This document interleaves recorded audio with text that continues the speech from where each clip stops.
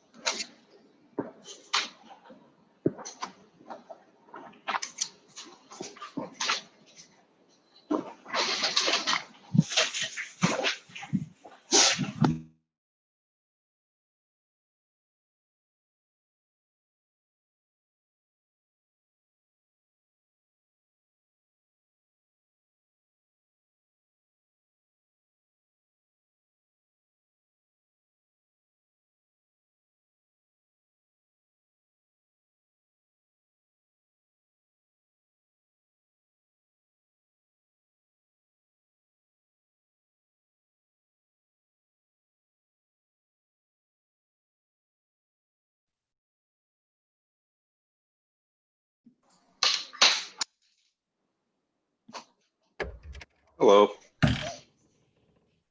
Hello. I think we're just, let's see, we're waiting for Seth. And Cynthia. I think Cynthia's on another. I think Is- Cynthia clicked the link in the first invitation. I just admitted her into this meeting, but now she's gone. Oh, okay. Sorry about the mix up. It didn't switch over from the second to the third. So anyway, there she is. That's all right. She's joining.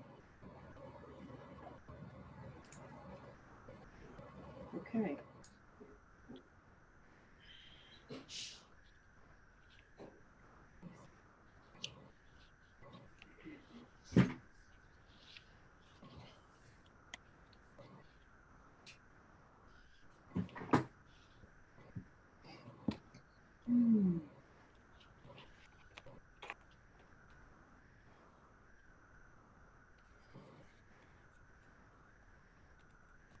So,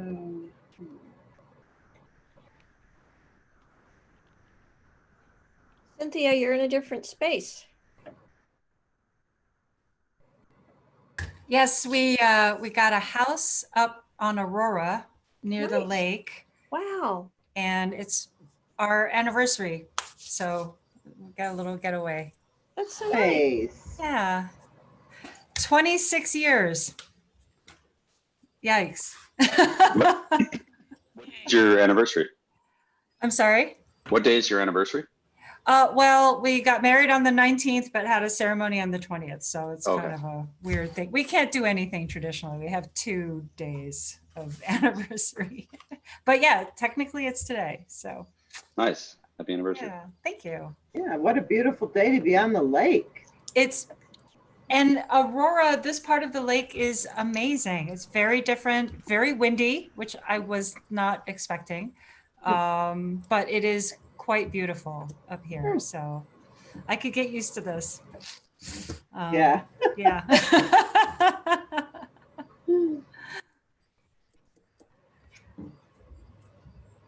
Well, it's too bad you have to be in a meeting though, on your anniversary. I know. Oh, wow. My husband's gonna make me a little sandwich and slide it here next to the computer while I have my meeting. Well, Be my hopefully anniversary sandwich. this will be not a very late meeting. So, I hope so. That'd be nice. yeah, That'd be nice. that'd be nice. Yeah. So, I wonder if Seth is having trouble getting in.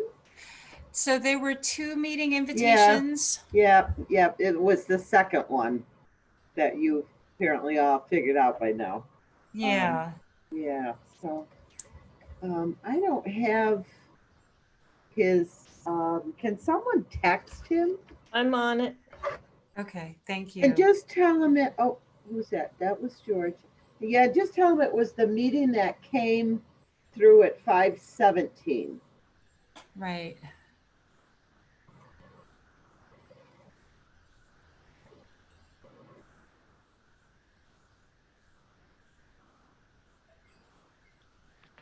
He says, I can't get IJ. I can't get in.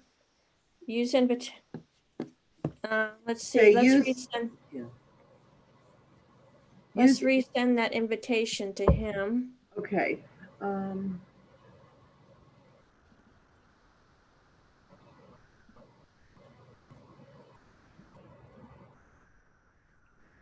Darn it.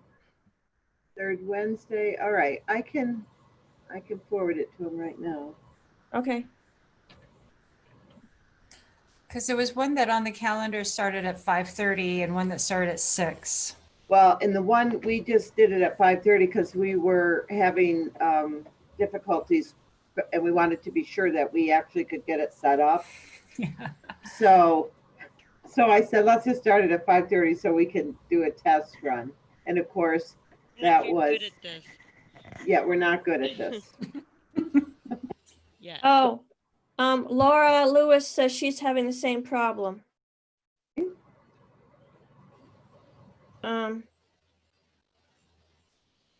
Joanne, you want me to email her? Email people? Well, Is that I helpful have- to you? except that I have it up on my screen, Okay, all right, all so right. I'm sending it again. All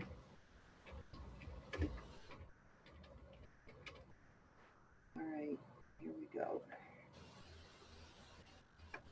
Send. And let's see who got it. Oh, there's Seth. All right.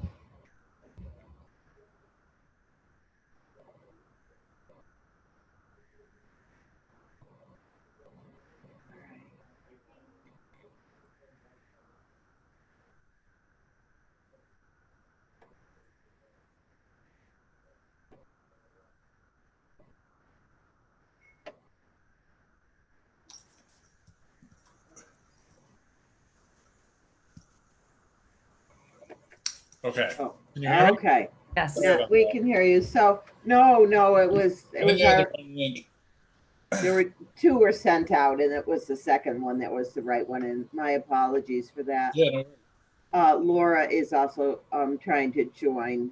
So, oh, there she is. Oh, yeah, it worked. Okay. okay. Okay. So are we all set? We can start the meeting? I think we're set. We're live. Okay, so welcome to the August meeting of the Planning and Economic Development Committee. I guess we will jump right into the agenda. The first item on the agenda is agenda review. Any changes? We did have a last minute change to the agenda, but that's been sent out, the addition of the trail, right? Yes. Yes. And that's in your revised packet.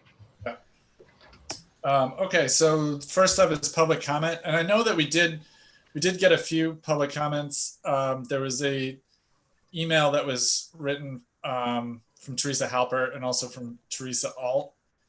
Are we reading those out, or are we just summarizing those? What? So they did send them in on the official form, so I think it's probably best if we read them. Okay. We also have other comments from David Nutter and Robert Lynch. All right. Okay, just give me a second. I want to pull those up. I have them up if you'd like me to read a couple of them. I can find. So let me just find Teresa Halpert first.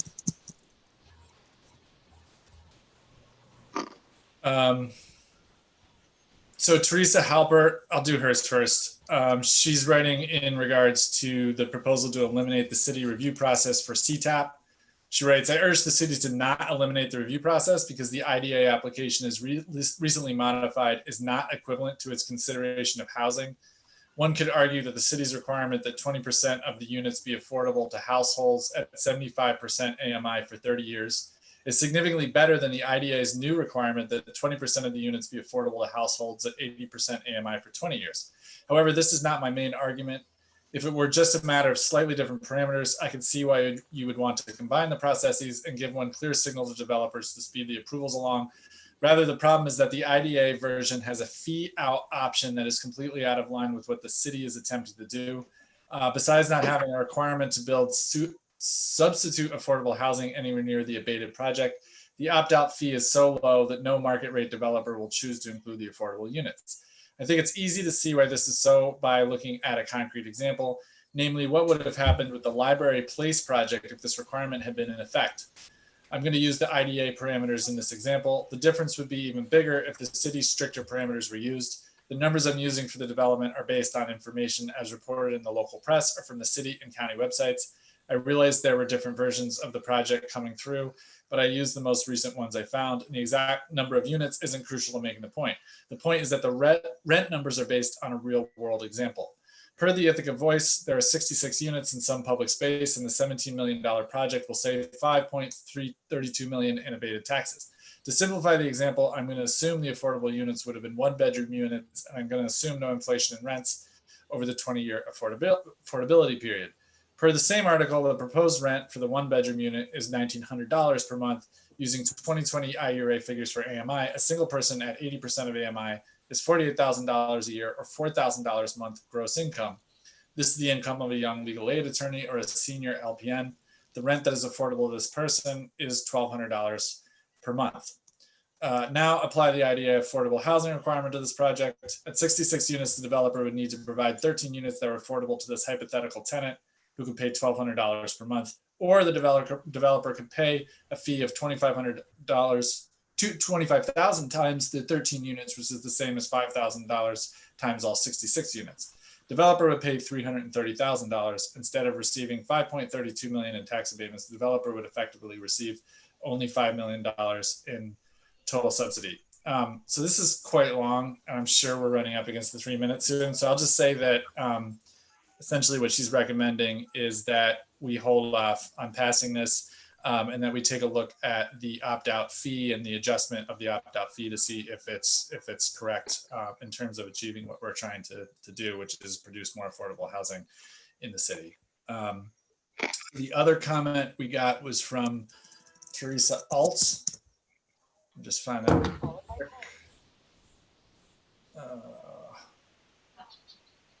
Does anyone have that actually? Because I'm not finding it. Cynthia, do you have that by any chance?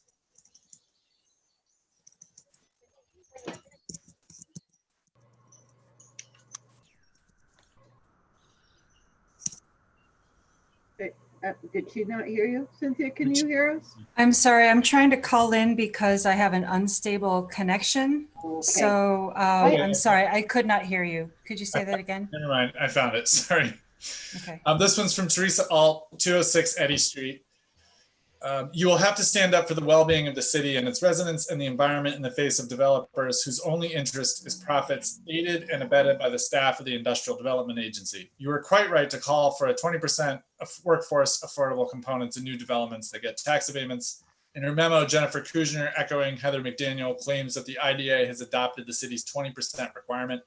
That is a half-truth. The IDA adopted the 20%, but added a fee to opt-out provision. In principle, this can be a constructive approach if the replacement units are to be reasonably nearby and if the fee is reasonably set. Also, there is no requirement for any nearby units to be gained, and the fee is set pitifully low.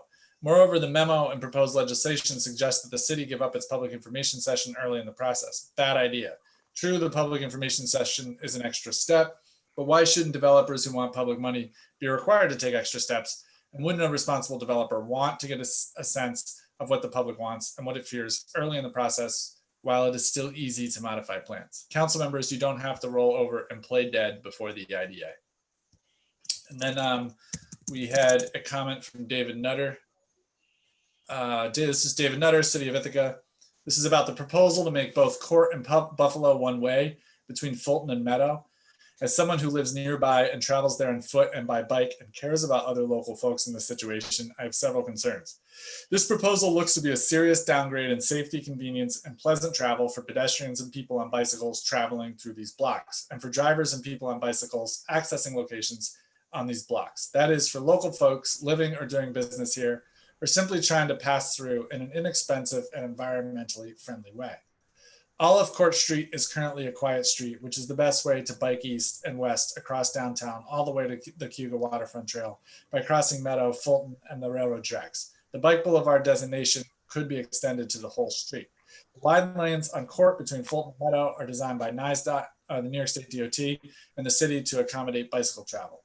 The city has recognized the neighborhood's need for a quiet street by installing speed bumps, instead making Court the fast way to get west across Route 13 as opposed to Buffalo.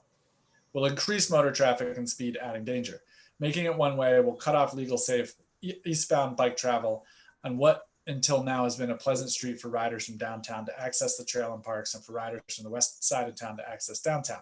For residents, customers, and employees of locations along these two proposed one-way blocks, what is now a relatively simple round trip will become a time-wasting trip around the block in heavy traffic at extra traffic lights. These locations, including Ithaca Bakery, Winks, and the veterinarian in between, risk lowered value and deterioration like the other one-way streets of the West End. The proposal for right turns for Fulton to Buffalo, that signal phasing can be changed so the southbound right turn lane never stops and always is a green, is frankly appalling in terms of pedestrian safety. Already, the New York State DOT controlled signals throughout the West End sacrifice pedestrian safety in order to move extra motor vehicles. The DOT uses solid green lights to send drivers onto crosswalks with walk signals, places where green arrows should be used, which turn red so pedestrians can cross safely.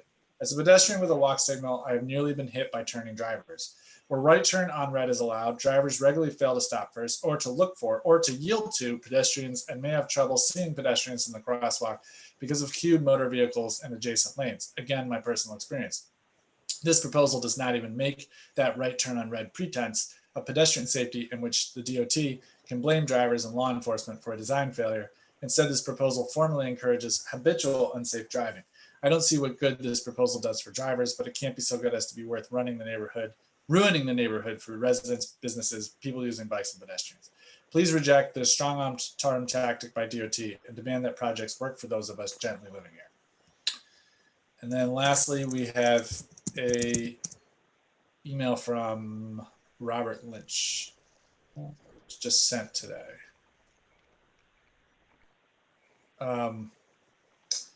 This is in regards to the DOT proposed changes to West End traffic pattern.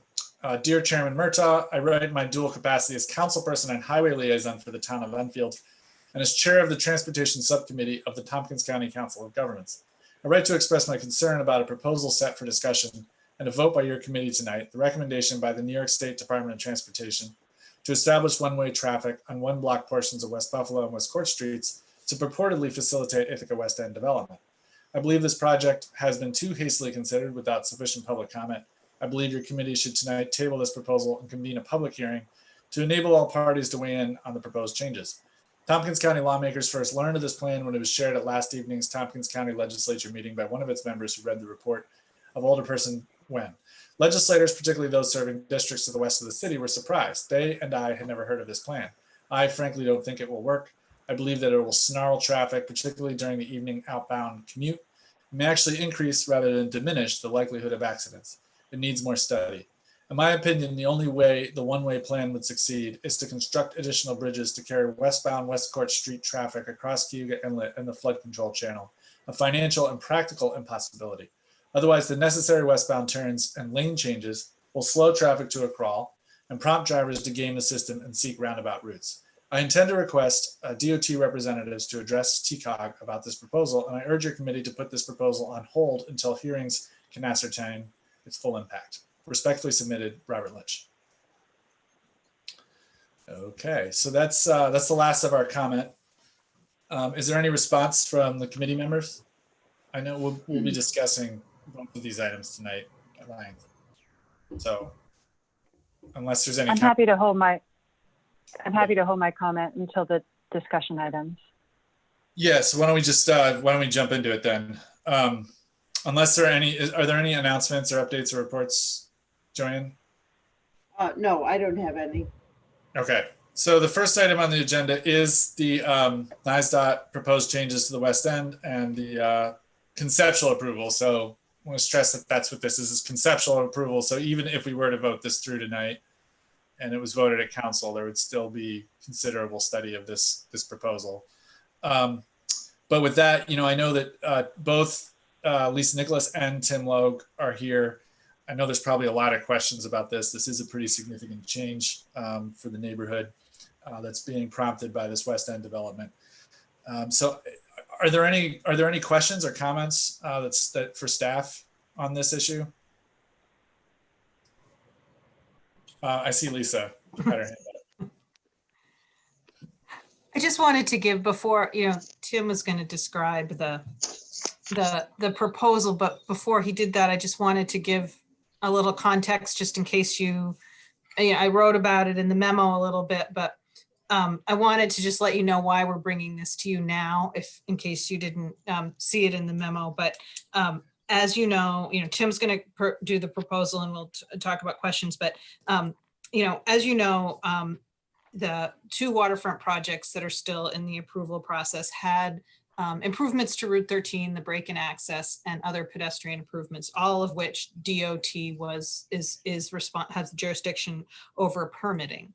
And there was somewhat of a disagreement between the city and DOT. I mean, it was not in any way unfriendly, but DOT really felt like these two projects added too much vehicular traffic to Route 13. And so although the city was fine with adding the additional pedestrian amenities to mitigate that traffic, DOT didn't feel like this was enough. So they're proposing this concept as required additional mitigation for the two projects that are currently going through the approval process, which means that, so that's why we had to bring it to you now, because we have to get a sense from you or what direction we want to go in. If the city's not interested in this, obviously there's going to have to be some other mitigation that happens or some other plan for the projects. But that's why we kind of had to bring it to you now, and it might feel sudden, but DOT is proposing it as required mitigation for these two projects. So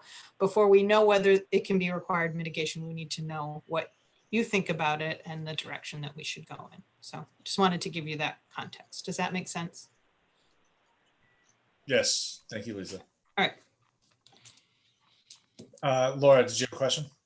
Yeah, I have a question. This, as the resolution is written, it is proposing this in concept.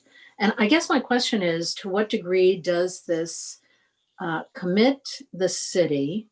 It looks like the time frame is pretty aggressive. So I need to understand better what this means if it's conceptual. I think maybe, Tim, would you like to talk about that, where they are in their proposal and what needs to be done before we really know if it will work or not? To be honest, I don't know that there's any formal requirement here. I think DOT is really trying to say that they've come up with an idea that they think will help with some of the traffic congestion and traffic safety problems in the West End, but they want to make sure that the city's on board with the concept. So I think if there's any reason you have any hesitation and you don't want to pass it without some caveats or requiring a second vote, the state's more than happy to give you the time, I think, to absorb it and ask questions and get answers to your questions.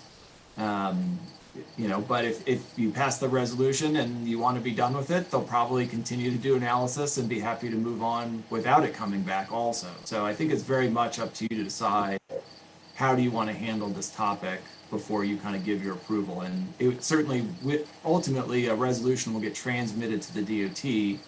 So you're going to want the resolution to reflect your collective opinion for sure. If I could just ask a follow-up, and that is, this concept has not been shared with residents. And when we were discussing the break in access rather, Route 13, it was shared with North Side residents. And I do have some concern with this not having been shared with residents to this point. I saw Cynthia had her hand up. And then Donna. Yes. So I feel like we have a couple stage process that I would very much support. The first would be to allow this to be circulated for review, both by community members, residents, neighboring municipalities who might be impacted from this, so that they can provide their feedback and input. So I would like to see a us take some time before voting on this.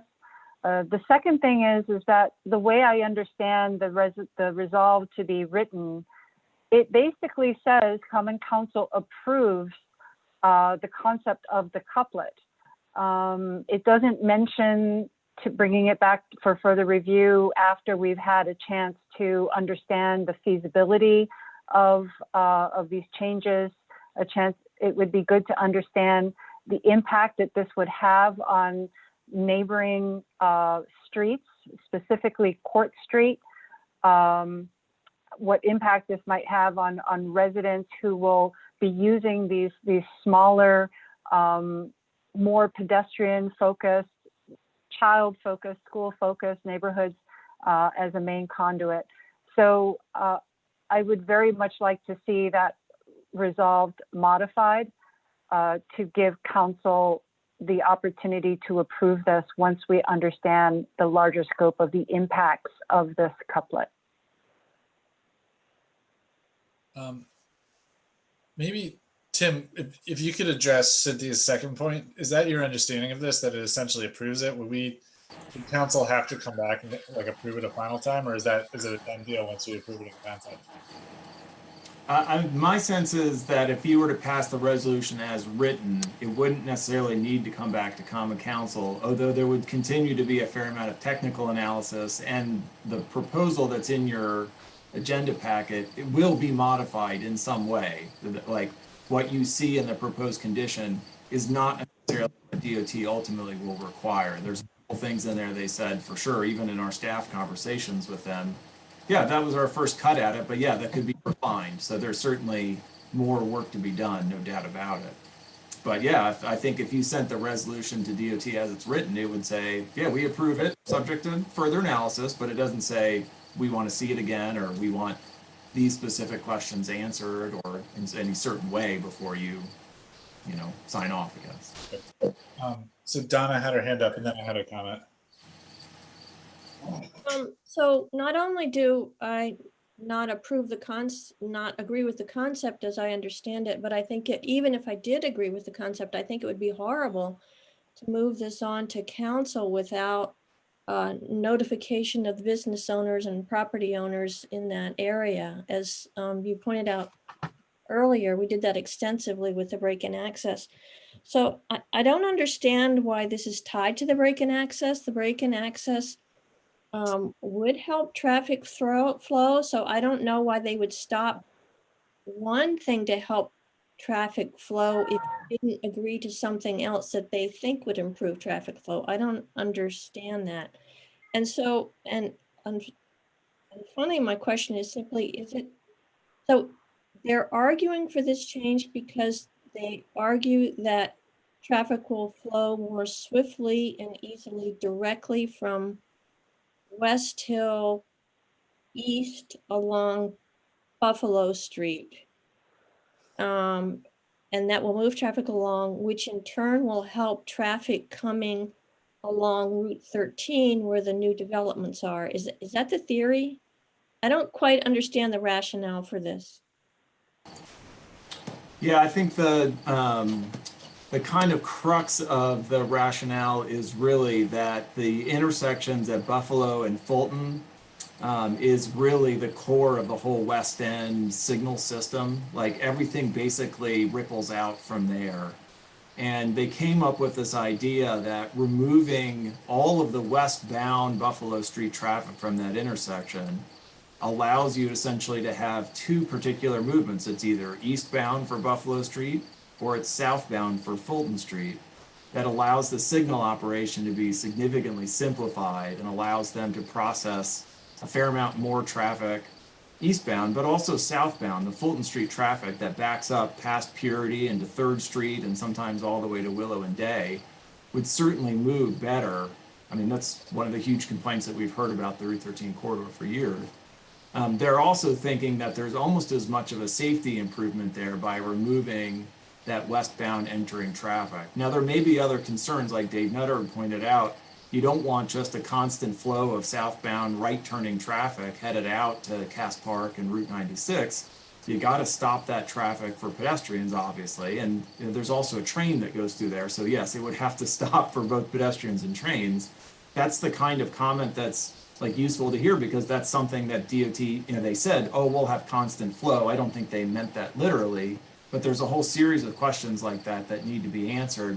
What exactly would be the arrangement of traffic at Buffalo and Fulton? How would the signal work? How do we know that that's still safe for pedestrians and the train and for motor vehicles in general? But really, by removing that westbound traffic, it allows them to really simplify the signal operations and really move a fair amount more traffic. The same thing's true at Buffalo and Meadow. You mostly have northbound movements, and then you have Buffalo Street heading north, and so it really simplifies that signal as well. So I think from a traffic engineering perspective, there's some potential benefit here, both from the capacity and congestion issue, which is, you know, not something to be dismissed, and also for the potential safety.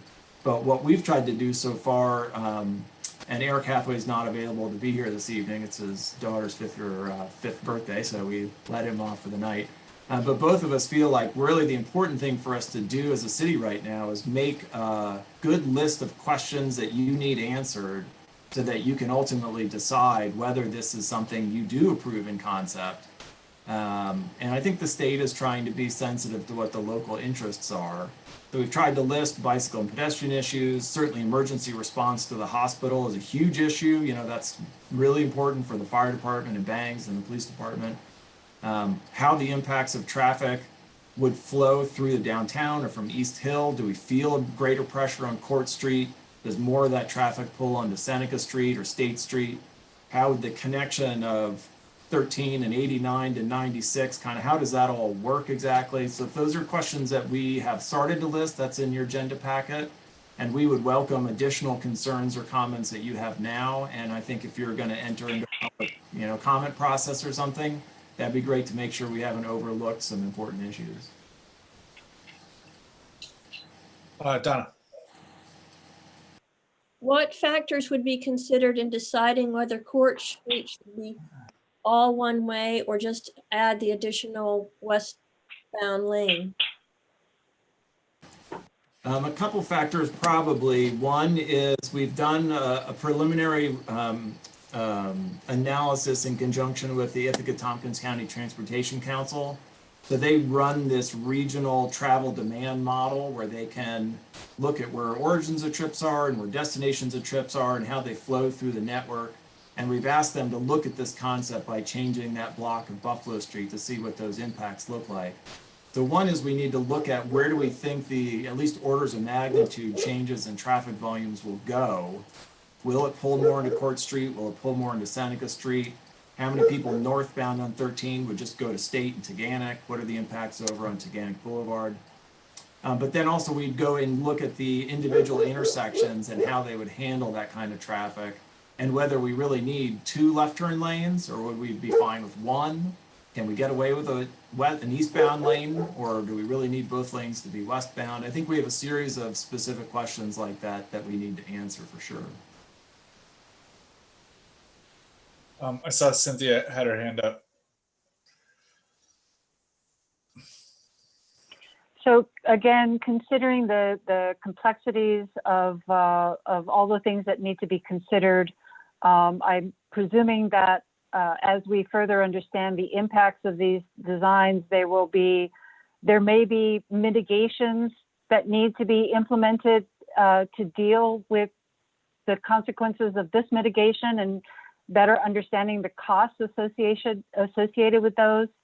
I think, for example, of all the improvements that we made on Court Street to make it a bicycle boulevard and reduce traffic because of GIAC and BJM and the park there. And if traffic then diverts to Court Street in order to make a straight shot down to Fulton, there may be associated improvements that need to be made there and the cost of that. So I would like to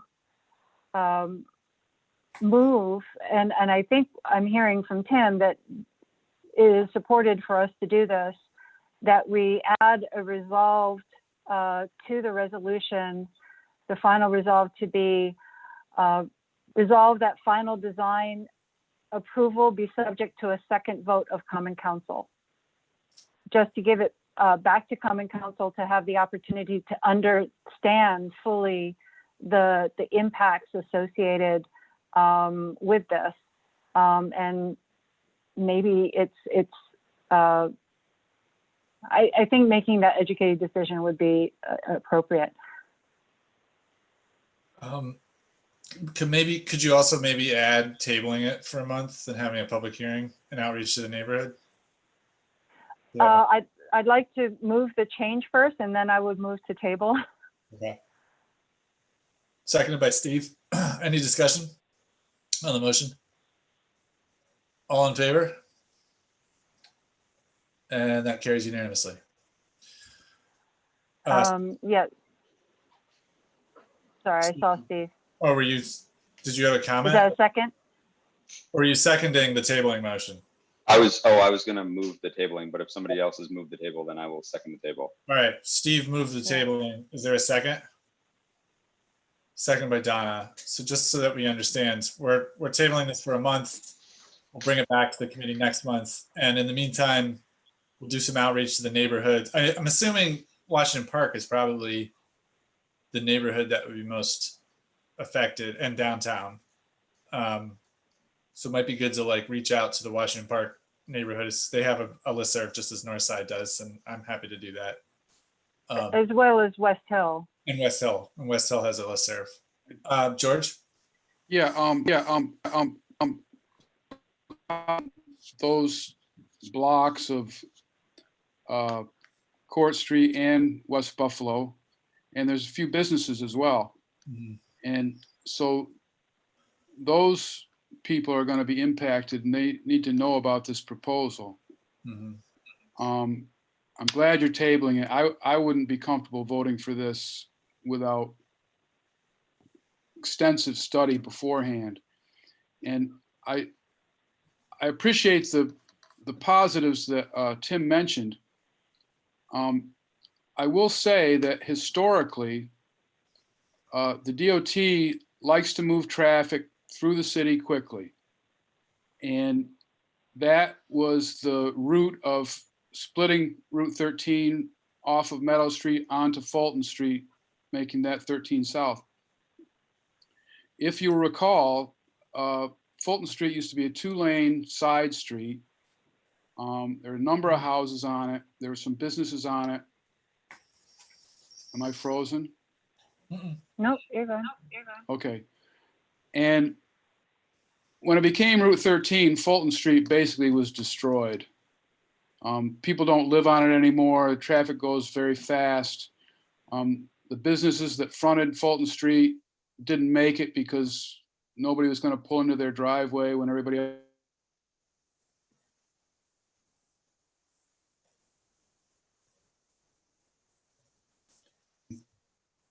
Sorry, George. Will make this change. That's all I got. Okay, so we have to table. I do have a question, if I could ask it before we end the conversation. Should I ask it now or after the vote? Yes, no. Tim or Lisa, so I understand clearly that the DOT is putting this forward as a required mitigation because of West End waterfront development. Is there a threshold with regards to the density of that development whereby it would not necessitate this mitigation? If those projects were smaller, is it a matter of there's a certain threshold in terms of number of units that are requiring this mitigation? We haven't, I would say that with the analysis that's been done, we haven't done that specific analysis. I'm sure there's a number, I'm sure there's an amount of development that would be, that they would find acceptable in terms of traffic impact. But we don't know what that is, yeah. Yeah, but isn't it true that a lot of these suggestions are to deal with existing problems? That's right. They feel like, yeah. They feel like the problems that we have right now, need to be mitigated. And then, of course, the other projects will just add, so. Sure, yeah, I don't think any of us here deny that there are existing problems. I'm just, so I guess an opposite then to that previous question is, does this take into effect also the possible DOT development? And in which case, could we find ourselves then in this stage again, where another mitigation will be required for a DOT development in addition to something like this? Are That we is- looking yeah. at basically this whole Pandora's box that is being opened with all of these mitigations that are being required? Well, I would certainly want that to be part of the analysis that we do and part of some kind of agreement or conversation with DOT that this addresses more than just these two projects, because there's many, many projects coming through in there. You know, this has to be bigger than these two projects. And, you know, the city, I have to say, you know, the city does not have control over all the development happening outside the city that is also adding to the traffic congestion on 13. So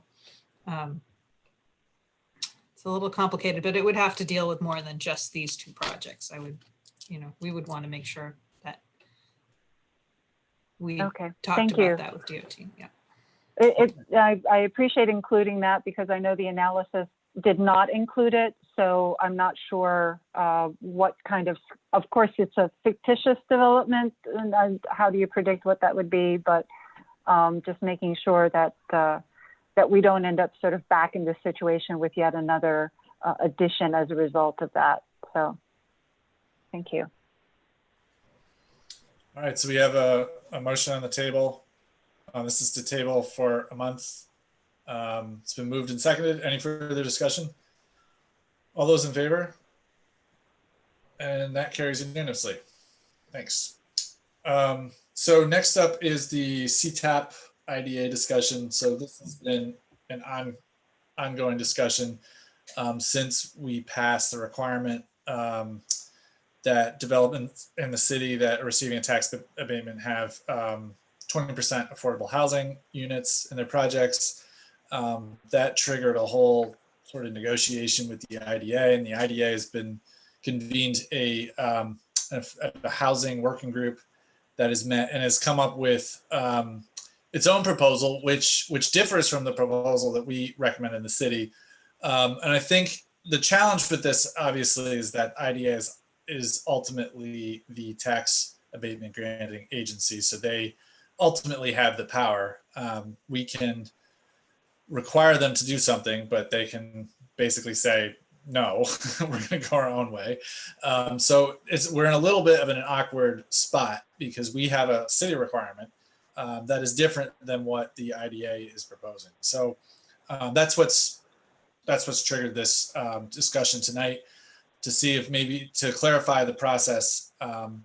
We have two options as it's presented in the resolution tonight, which to clarify the process, we could potentially get rid of our city process completely, just give it up to the IDA, or go back to the simpler version of our CTAP process, which was just the four requirements, I believe, right? The location, the density, the height, and the municipal compliance. I don't know, Jennifer, if you have anything to add to that. No, I think you covered everything. I think you summed it up pretty good. So is there any discussion about this or any preference for direction?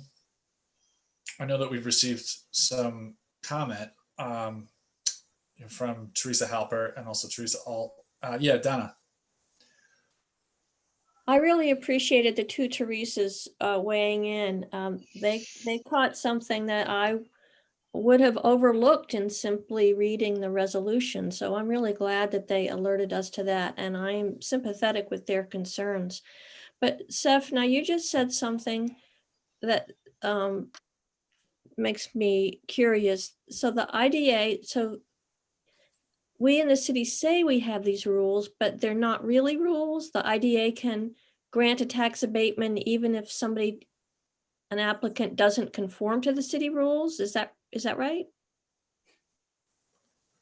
I mean, my understanding of it is that like this is the city's endorsement process. So the city is saying, okay, these are the parameters that we've all agreed to as a city to get a tax abatement.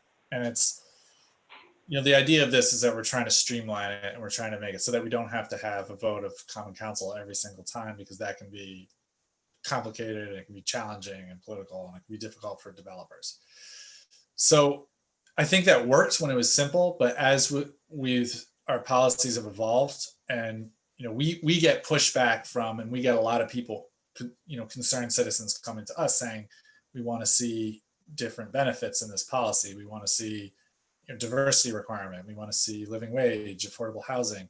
And as we've responded to those, we've worked with the IDA.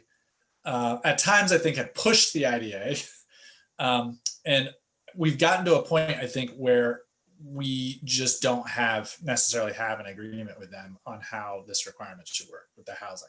So ultimately, they are the ones that decide the tax abatement and vote on the tax abatement. So essentially, I think where we've been and where we're at right now is trying to come up with a compromise with them that will work for their purposes and work for ours and work for the public.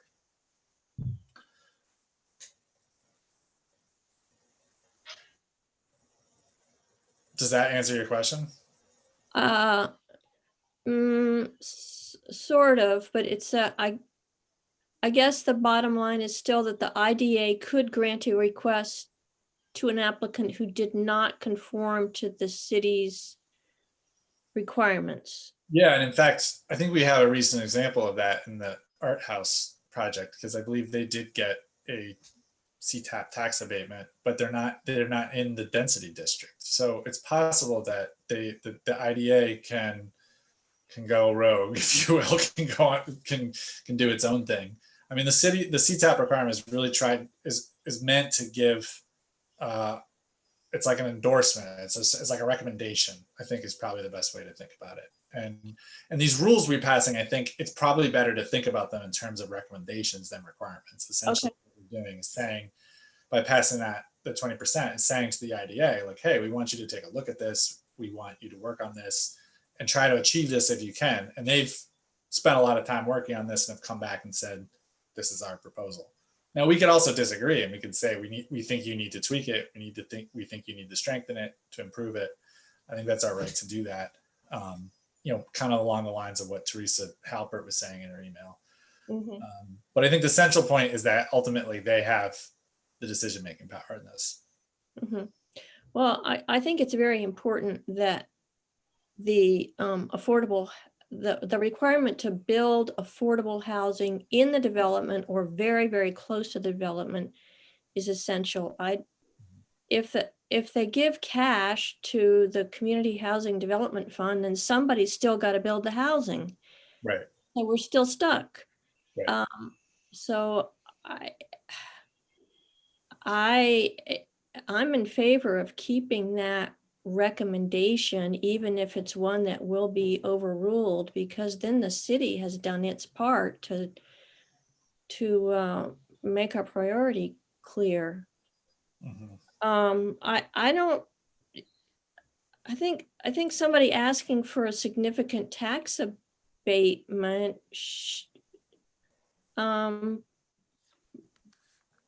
no, I withdraw that. Yes, I think the process should be smooth and it should be clear, but I think there should be some hoops to jump through to get a significant tax abatement. That's what I mean. Cynthia, and then Laura. Although Jennifer, did you have a response to that? I don't know. Yeah, I don't know if it's a response to her, to Donna, or to you. Just the way the process has worked. So in the last year, we had passed our housing criteria, but the IDA didn't have a housing criteria. So there were two different processes that an applicant had to go through. And the way that we presented it to applicants was that in order to receive the city's endorsement, you had to have this additional requirement. But at any point, they could go directly to the IDA and negotiate an abatement because they're the authority that grants the abatement. We don't have that power. So the IDA asked for our endorsement. And in order to get that endorsement, you had to follow our criteria, but they don't actually need our endorsement to go directly to the IDA. So there's Cynthia and then Laura. Actually, Laura had raised her hand before I did, Okay. so I'm happy to wait. I was just going to echo what Seth said, that the city's recommendation has been just that. It's a recommendation to the IDA. It is the IDA that is the authority to grant tax abatement. I am sympathetic to wanting to streamline the process and to avoid confusion for any members of the public.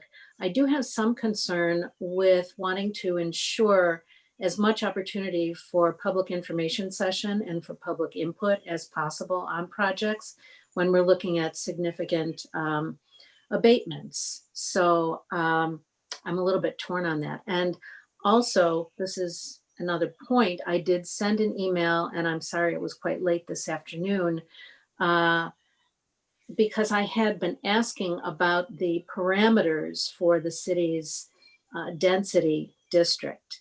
I think Jen is correct in saying that an abatement was awarded to Art House, Vecino's project on Cherry Street, even though it does not fall within, has not fallen within the technical parameters of the downtown density district. So that was what prompted me to send an email and wonder if we could possibly be looking at two resolutions, amending the definition of the density district as separate from this process that is included in the resolution we have before us. So Jen, I don't know if you have Yeah, I did. I sent it. I responded to you, and I did split it into two resolutions and sent it to all of you. Oh. Just a few minutes ago, though, because I just got the email. Oh, okay, But thank you. it basically just takes the last three whereases and the first resolved and puts it in a separate resolution. It should be in your email.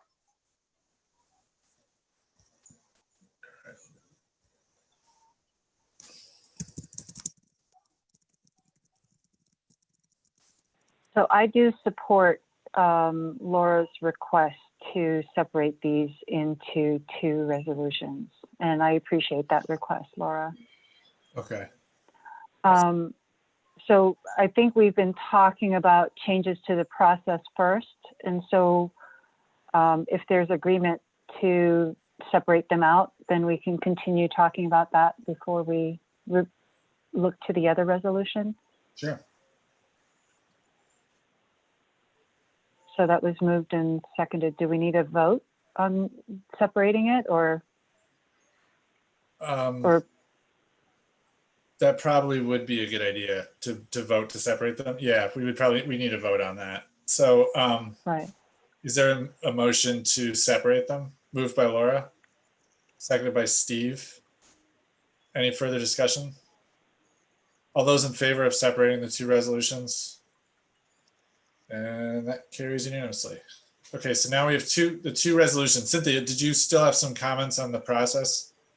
Yeah, so on the resolution pertaining to the process, I'm a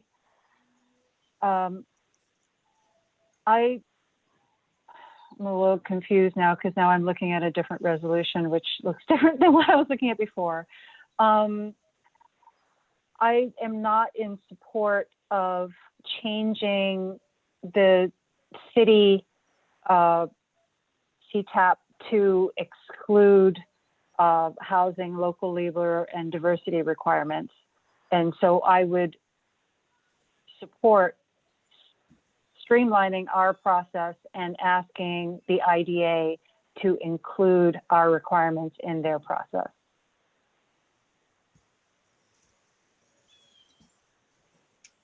I mean, they already have adopted these requirements. And the only one where there's a discrepancy is the housing.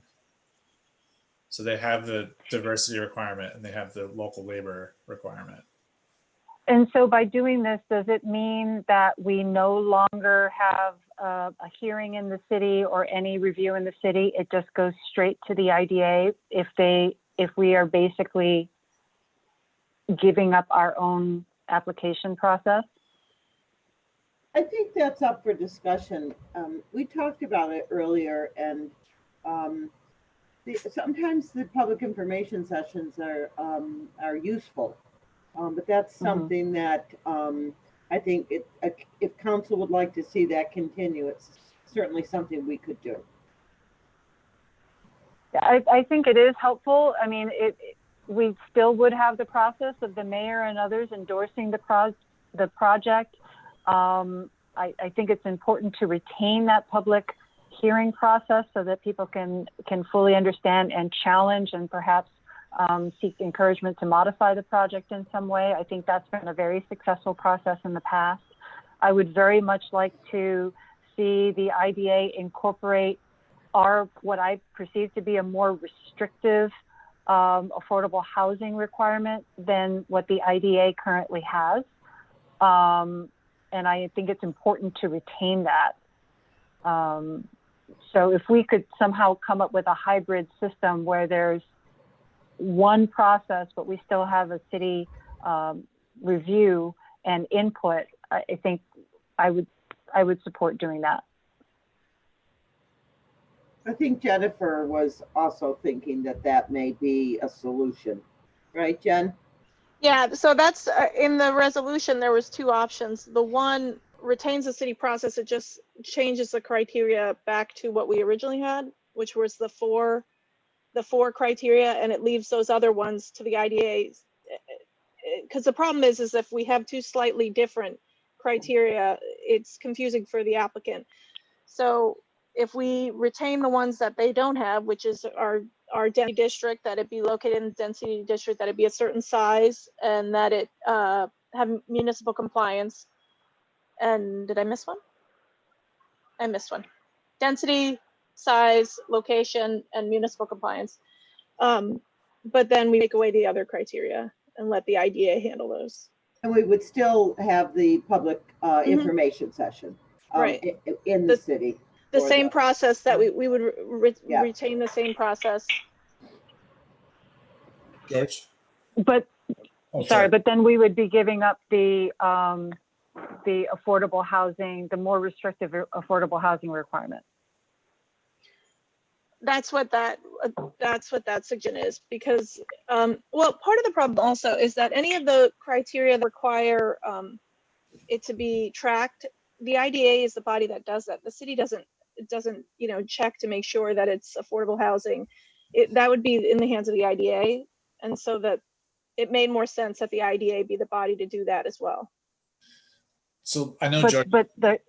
Oh, sorry. Well, I was just going to respond to that and say, because I think what you're getting at, Cynthia, is that if we go back to the simpler CTAP, the IDA is not going to get rid of its policies. It's still going to have the diversity requirement, local and housing.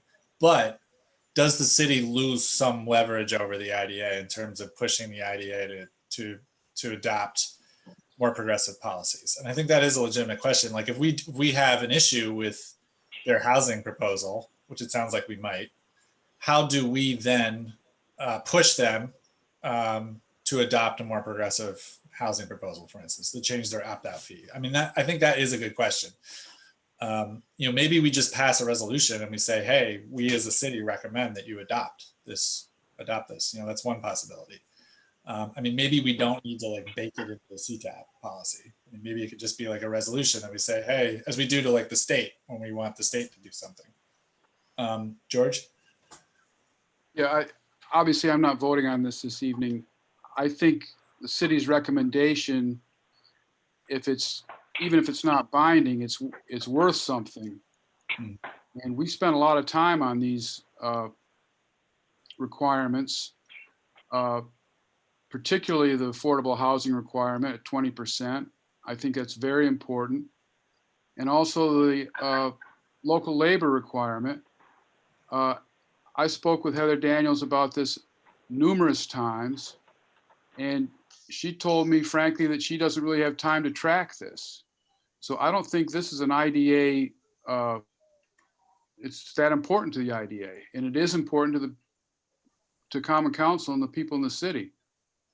So I would really object to just dropping these requirements and leaving it up to the IDA entirely. Laura, and then Cynthia. Yeah, to George's point, I did want to add that Ann Corman is now an IDA member, as am I. And Ann Corman from the county legislature is chairing a new subcommittee, an IDA subcommittee on local labor.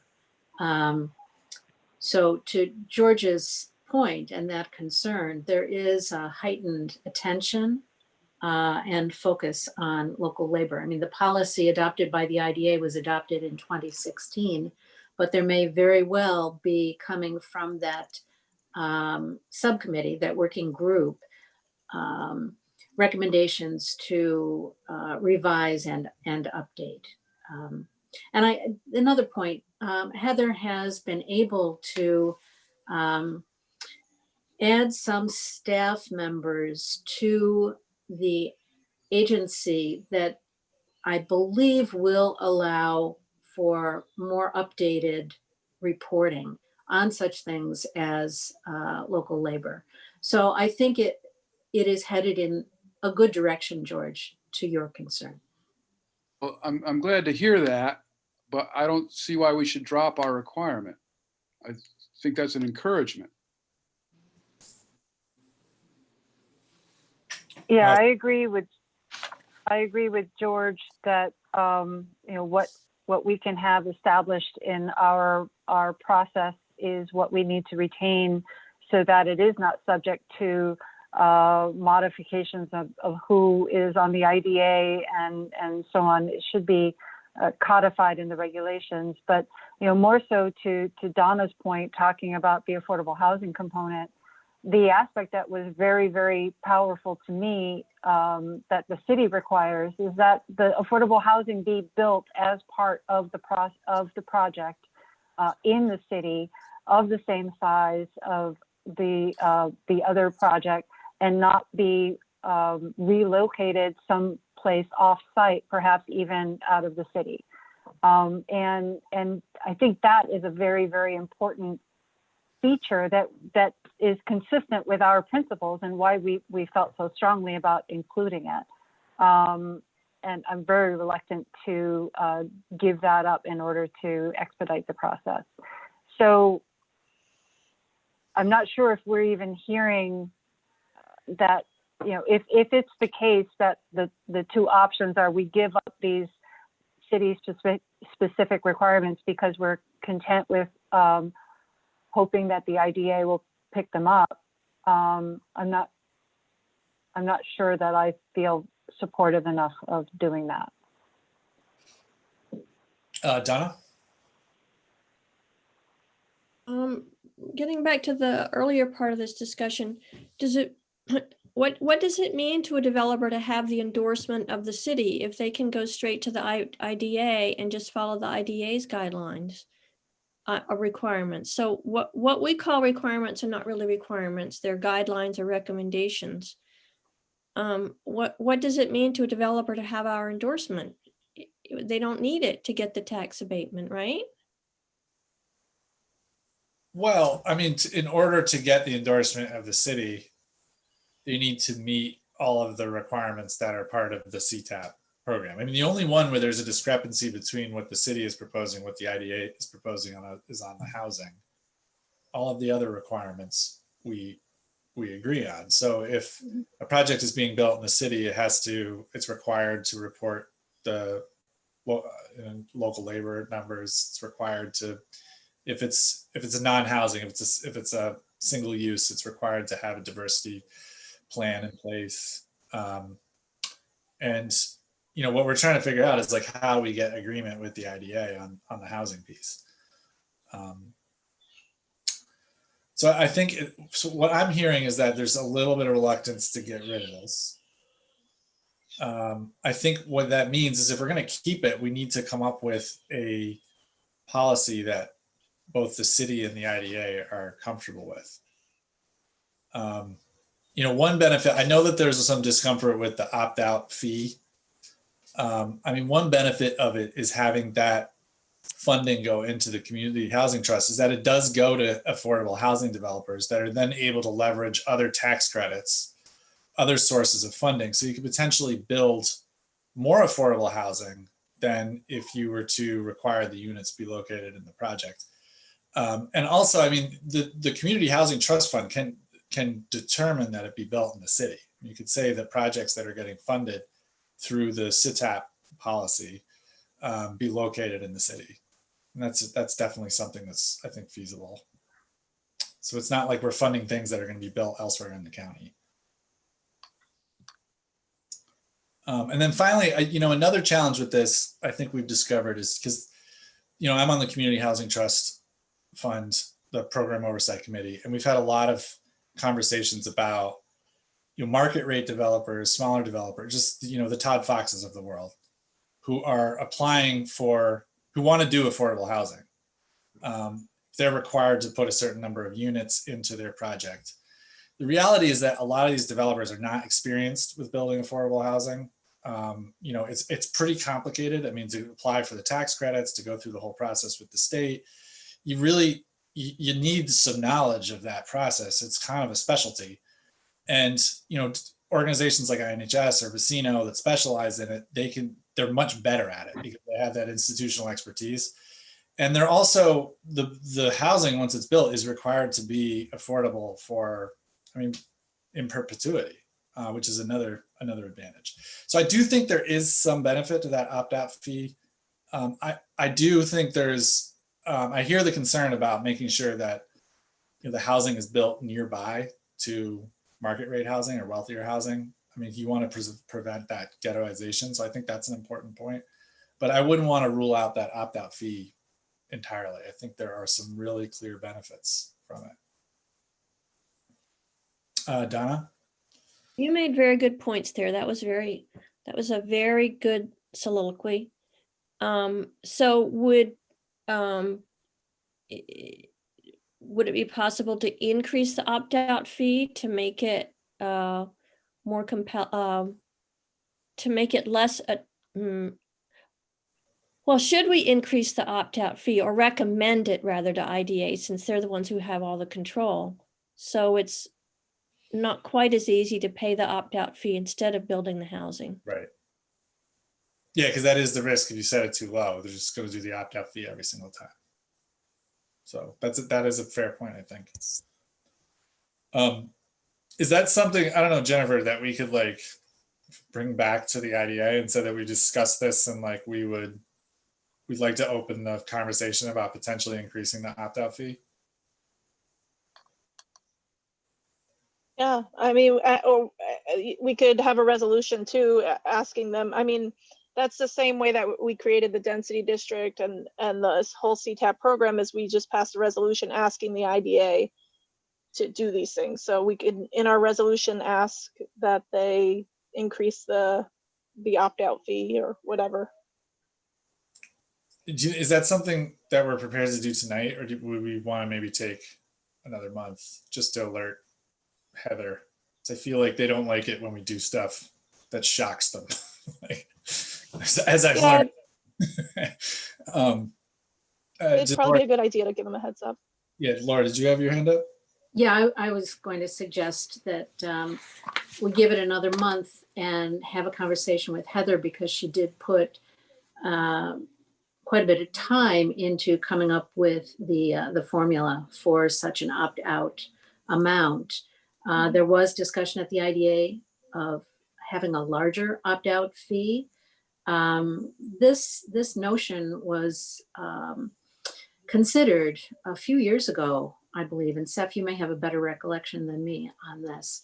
And when I had heard about it previously, I was concerned that it would in some manner diminish the building of affordable housing, because too many developers would pay the fee and opt out. So I think the fee needs to be set at a level so that it doesn't discourage developers from building affordable housing, but at the same time that it doesn't completely squelch any development. So I think there's a very delicate balance, and I'm not one to propose what that balance should be, but there were discussions at the IDA. And I think it would be good to talk with Heather about this.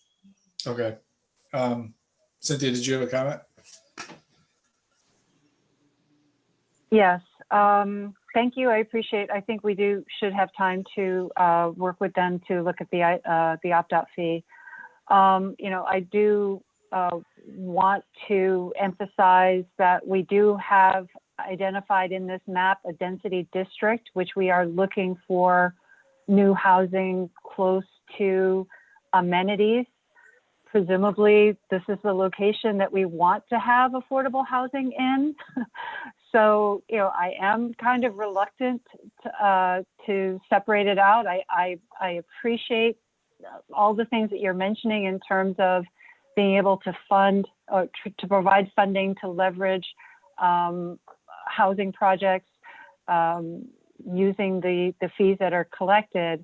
But when I look in the city, for example, of locations that would be remaining that are not in the area that is already included in this map, I'm looking at Route 13 South. I'm looking at Spencer Road where TC Action is. I'm looking at areas which were probably going to be not actually the ideal places that we are looking for affordable housing in terms of accessibility to the core of the city.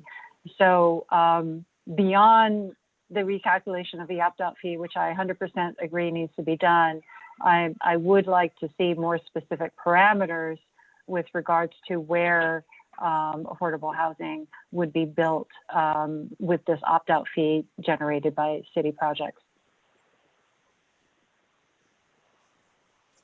Okay. So it sounds like essentially we're going to table this piece of the discussion. Just give Heather a heads up, and then we can return to this next month. Does that sound reasonable?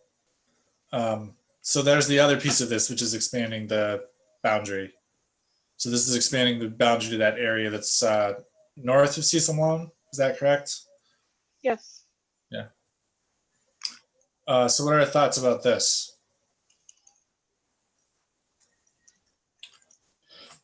Are we comfortable with it? Cynthia? I've basically seen 2 projects and more on the way coming in, seeking development in this area without the benefit of a tax abatement. And so I'm not at all convinced that a tax abatement is necessary to urge development in this area. It is definitely happening. This is effectively waterfront property right in the downtown core, close to shopping, close to Wegmans, close to the trails, close to parks. I think it's highly attractive just on its own, and I don't support actually expanding the map to include it. So what are the projects that are being proposed for this? I mean, I know there was Art House, which did receive a tax payment, but are the other ones, does Todd have a project there? Yeah, Todd has a large project. He owns 2 parcels down there, and has purchased, has purchased other parcels in that same area. And also Jerry Dietz is proposing a project. I don't know if he was going to go for an abatement. It's a smaller project, but there are several down there. And I don't know at this point if they're going to go for the abatements. I mean, Todd probably will. That's usually his MO. So. And is the rationale in expanding the boundary that we just expect there to be just to try to encourage more development in this area? I mean, what are the challenges? Is it the soils? Is it? So I would think that the land is pretty cheap down here. So you would probably be cheaper to build. It may be. I don't really know. We haven't really gotten to that level of detail as we have in other areas on the waterfront. I know that the Art House did drive piles, so my guess is that if you want to go to the allowed height, which is 5 stories, you will probably need to drive piles, so that does drive the costs up. And I think what we were, and George, you can jump in if you want, from the Waterfront Planning Committee, we did not want to encourage, we wanted to encourage industrial south of Cherry Street, but north of Cherry Street, we were allowing residential and mixed use, which we weren't allowing south of Cherry Street. But there was a lot of discussion about that. And Jen or George, do you remember the reason we didn't extend the boundary to Cecil Malone? So the waterfront group, while they were allowing that, they said that that was an area that they wanted to leave open for additional industrial use. And so if projects that came forward were mixed use, they didn't want to encourage mixed use to come there. They wanted to allow it but not encourage it. And the thought was that if it was a great project, they could go directly to the IDA anyway. But I think Yeah, that was the discussion. Does that sound right, George? Yeah, I think you're right, Jen.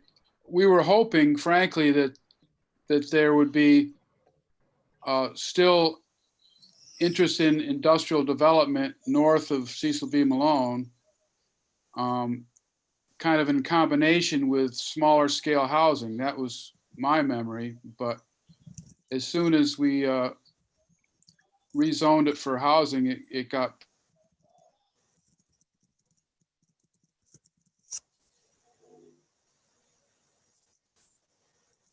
He's frozen.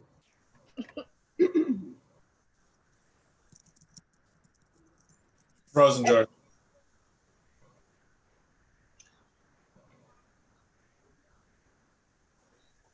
Anyway, oh, there you're back, George. Did you want to finish Sorry. your sentence? Sorry.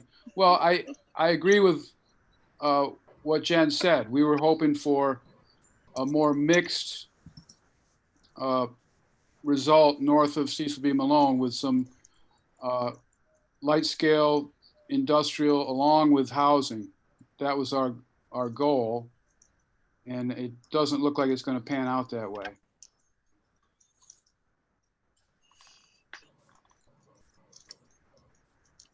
So, other thoughts about this, about expanding the boundary? Laura?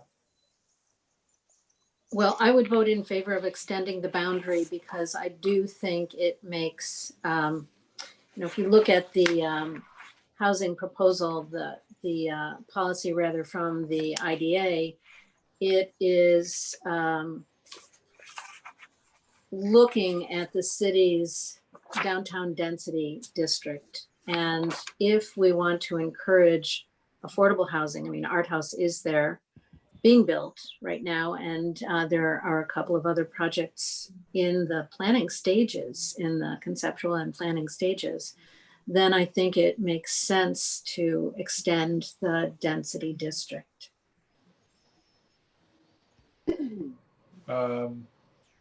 Others?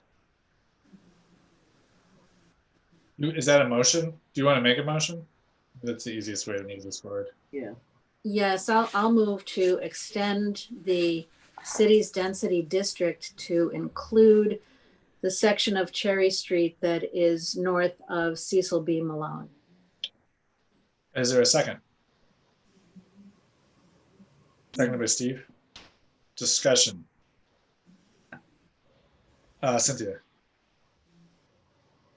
So to Joanne's earlier comment, by including this in the density district, it will basically displace the original intent of seeing mixed use with commercial industrial uses, like industrial uses in that area.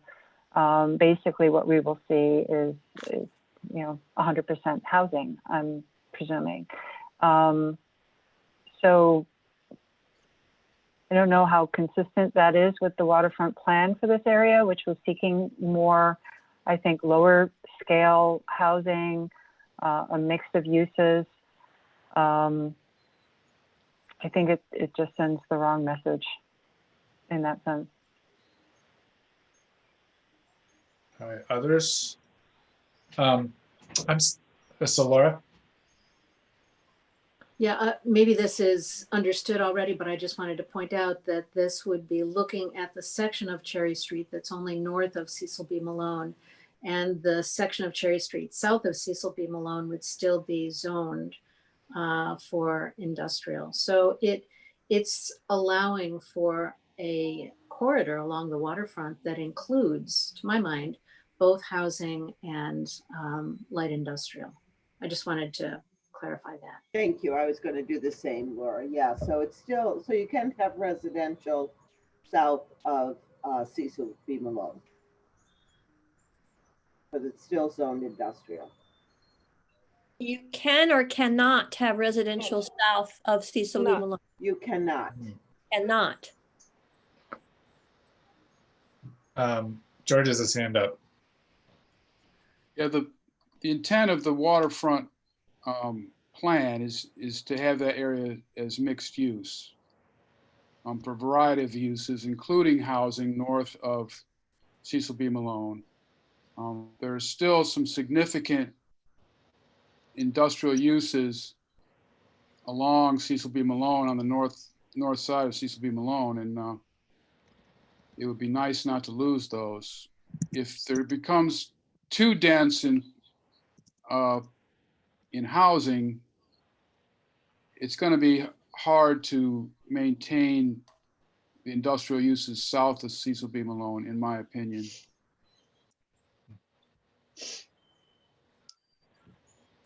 Cynthia. And then we're going to have to move on.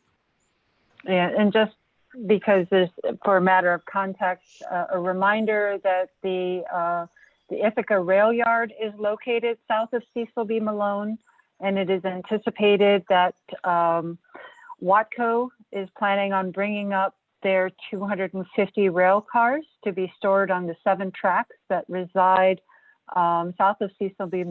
Malone next to Nate's Floral Estates. So the rail impact on this area is significant, especially on Cecil B. Malone, as the engines, first of all, they are housed there 12 months out of the year, but they will be backing up back and forth across Cecil B. Malone to place those 200 train rail cars on those tracks on a daily basis. So there is a reason that Cecil B. Malone is slated industrial to be more protective of residents so that they aren't immediately or daily subjected to the activities of the Ithaca Rail Yard. And, you know, honestly, in the areas that is east of Cherry Street that is currently industrial, which I've heard speculation that that property is being sold for residential use, that property is also most immediately adjacent to the railroad line and would be most impacted by activities on the rail line if that were to convert to more high density residential. So I fully anticipate, unless we're talking about very well built insulated buildings, that there will be noise issues with regards to the activities of the railroad by the scrapyard converting into residential. I did have a question because I am feeling like a little bit conflicted on this, and just, you know, Cynthia's points that maybe this isn't needed for this area, and maybe things are going to be built anyways. I mean, it would be good to hear more of a rationale for why this is required in this area. Do we know for sure? I mean, we know that there is a history of, in like downtown, for instance, it's like just because of the challenge of developing in downtown and the cost and the rent structure, and for all different reasons, it's unlikely that anything's going to get built without an abatement. Do we know that to be true of this area of the waterfront? I'm less certain of that. I don't think we do. The only example of development that we have right now is the art house. Right. And they did go for an abatement, but we haven't gotten to any of those, that level of detail for any of the other projects. We've only just seen them with a sketch plan review. So, you know, we really don't know what they might encounter. I mean, Jen, correct me if I'm wrong, but we didn't have a strong feeling one way or the other. No. Because the art house did get that abatement, we just thought maybe it made sense to take it down to Cecil B. Malone. That's all. Yeah. Laura? Yeah, I just wanted to comment on a comment made earlier that the price of land there on Cherry Street is less, certainly less than it is in the core of the city. But as we're looking at need for more affordable housing going into the future and the possibility of being able to develop housing in that area, I think the cost of land may very likely increase. Cost of building certainly these days is increasing everywhere. So those increasing costs going forward are part of the reason that I would argue for including it in the density district. I mean, if we do have a project, say, that comes along, like Art House, which is like affordable housing, or, you know, there's Emmy's Organics was in that area a while back. Do we have the option? Does the IDA have the option to grant a tax abatement, even though it's outside of? I guess they do, because they did it with Art House. So it is, even if we didn't expand the district, if there was like a really good project that the community really supported, we'd still have the option. They'd still have the option to apply to the IDA. I just wanted to clarify that. Yeah. All right, any further comments? So this has been moved and seconded. I think that's a good point, Seth. All those in favor? All those opposed? And that fails 2-3. Okay. And then we'll reconvene on the process ish question next month. Yes, after we've reached out to Heather and had that conversation. So next up, is Tim still here? We have the Yeah, he's here. the Black Diamond Trail. I'm gonna go eat supper. Thank you very much. Good to see y'all. Bye, George. Thank you. Hi, George. Good night. Tim, yesterday was Roberto Clementi's birthday, even though you had that St. Louis hat on. Okay, so we have the Black Diamond Trail trailhead in Cass Park. There's a resolution here, pretty straightforward. Does someone want to move this resolution? Moved by Laura. Is there a second? Second by Donna. Any discussion or questions for Tim?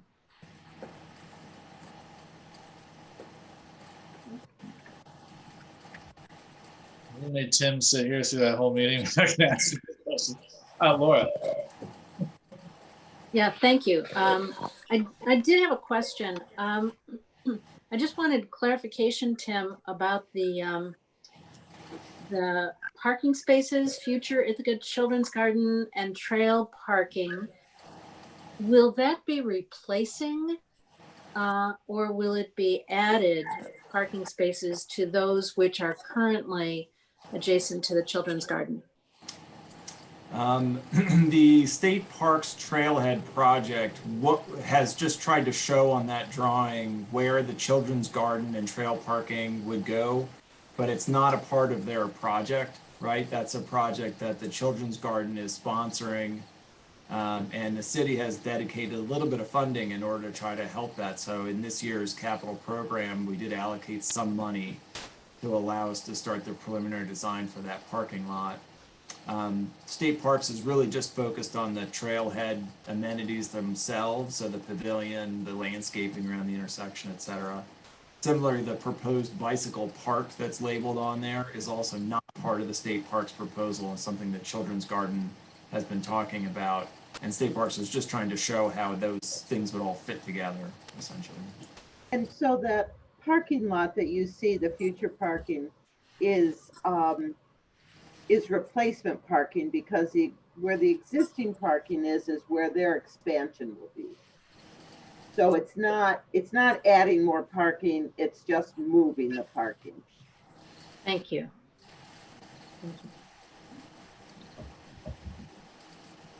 Any other questions? Cynthia. So just for the edification of the public, these new amenities will be wholly funded and maintained by the New York State Parks Service, correct? That is correct. The city will allow it to happen, but we'll have no responsibilities here. I think it's a wonderful little park that's being put together. I'm very excited to see this new amenity come. I think just from the people I talked to, the Black Diamond Trail is very beloved to a huge portion of our community who use it both recreationally and, believe it or not, to get to and from work. For people who live out near Trumansburg, who use it to ride into town. By having this amenity here, it just makes a welcoming invitation for people outside the area to be invited to use the Black Diamond Trail and travel all the way out to Taganic Park. I also want to express my appreciation for New York State Parks for naming the pavilion after Andres Azolins, who is a West Hill resident, has been an incredible advocate for cycling in our community, and a very passionate, talented, intelligent man who I think we all miss quite dearly. So I want to express my appreciation for honoring him with this pavilion. Great. Thank you, Cynthia. Any other discussion? All in favor? And that carries unanimously. I think that's the end of the agenda. We just have the minutes as amended by Cynthia. Someone move the minutes. Moved by Cynthia, seconded by Steve. All in favor of approving the minutes? And that carries unanimously. And motion to adjourn. Moved by Donna, seconded by Cynthia. That's a wrap. Thank you. Thank you, everyone. Have a nice anniversary, Cynthia. Oh, thank you. Have a great evening. Happy anniversary. Thanks. Thanks. Take care, everyone. Bye. Bye. Bye. Bye.